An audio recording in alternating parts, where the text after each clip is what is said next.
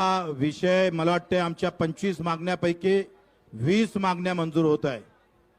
5 फक्त राहिलेल्या आहेत. त्याच्यात कर्जमाफीची आणि दिव्यांगाच्या मानधनाची माहिती मागणी महत्वाची होती. एकंदरीत पावसाळा आणि कार्यकर्त्यांना केलेला आग्रह हट्ट नाही तर मी 16 तारखेपासून पाणी त्याग आंदोलन करणं सुरू करणार होतो. पण कार्यकर्त्यांनी आम्हाला आग्रह खातील जे काही मेसेज पाठवले ते थोडेसे आमच्यासाठी रिस्क घेण्या इतके नव्हते.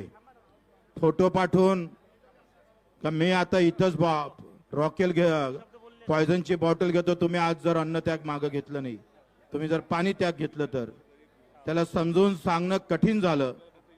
आणि म्हणून आंदोलन थांबवणं मला वाटते त्यांच्यासाठी महत्वाचं होतं. माझे जे कार्यकर्ते इथं उपोषणाला बसले त्यांची प्रकृती खूप वाईट होत चाललेली आहे. माझ्याशिवाय तेही मागं घेत नव्हते. एकंदरीत सगळा विचार करून या आंदोलनाला तसं पाहिलं तर मोठं यश प्राप्त झालेलं आहे.